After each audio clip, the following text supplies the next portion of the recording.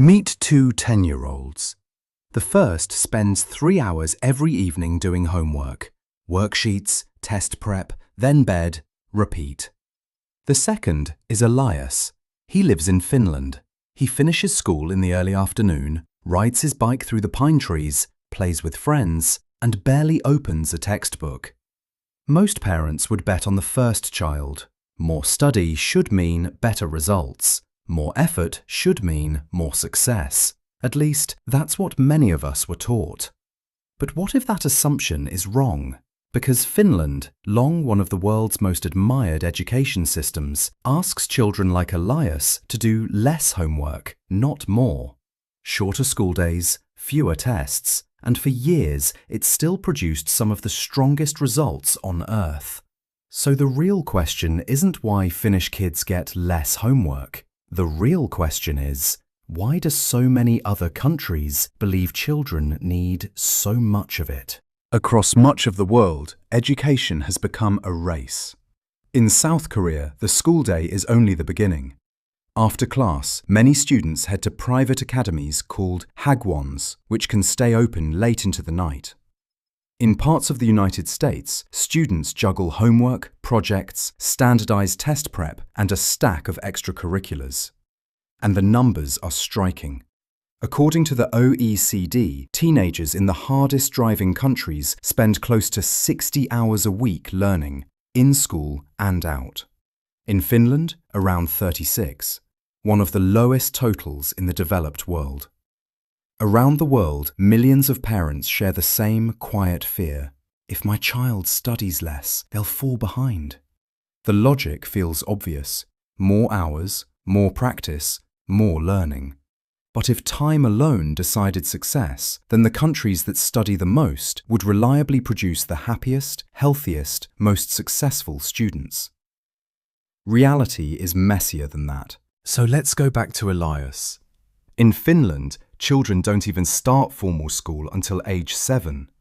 The school day is short, often only about 5 hours. Lessons are broken up by frequent 15-minute breaks, much of it spent outside, even in the cold. Homework is light. High-stakes standardized tests are rare. To many outsiders, this sounds risky, even irresponsible.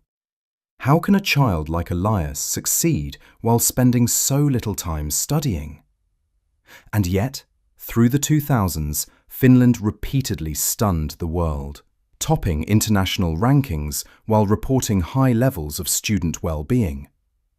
It was a paradox. Children appeared to be doing less, yet they were learning more than almost anyone. The question was never whether Finnish students worked hard. The question was whether we had defined hard work incorrectly. Most education systems are built on a simple idea. Learning happens when children are studying. Finland starts somewhere else.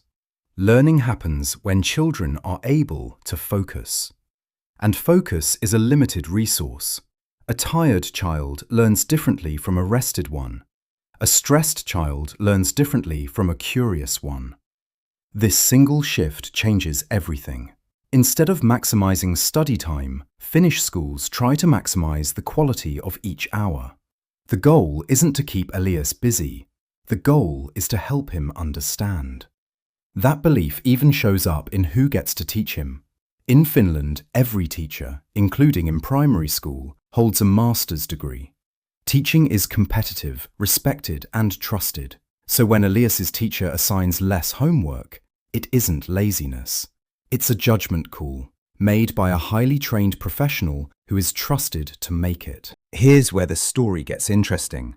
Because Finland's bet lines up with what cognitive science has been finding for decades. Start with attention. Your working memory, the mental desk where you actually process new information, is surprisingly small. Pile too much onto it at once, and it overloads. Psychologists call this cognitive load. Past a certain point, adding more material doesn't add more learning, it just adds noise. Then there's fatigue. The brain isn't a bucket you keep filling. As effort stacks up, attention frays, motivation drops, and new information slips away faster. The 10th hour of studying is rarely as powerful as the first. And then comes the part that feels almost backwards. A lot of learning happens when you stop.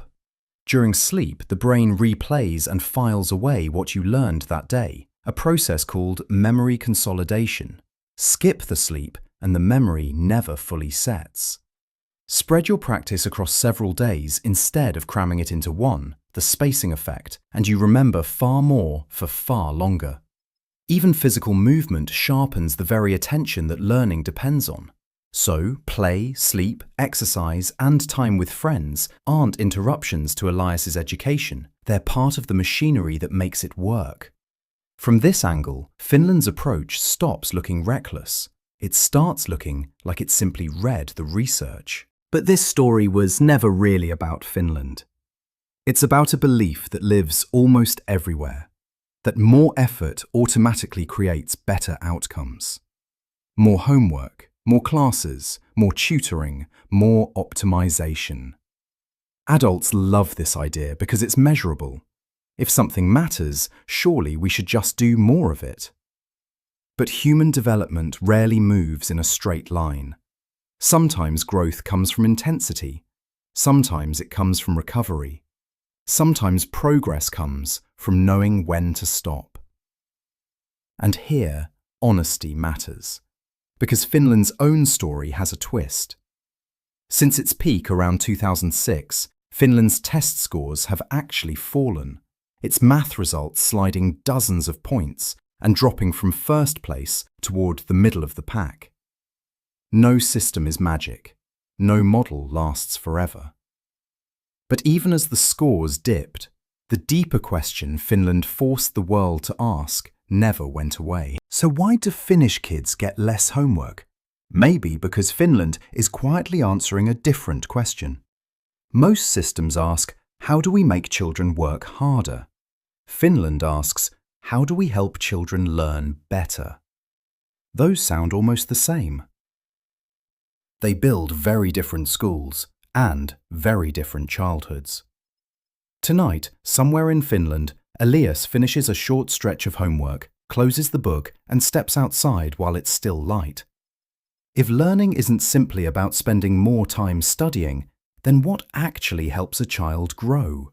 And how many of our own educational traditions survive, not because they've been proven, but because we've never stopped to question them?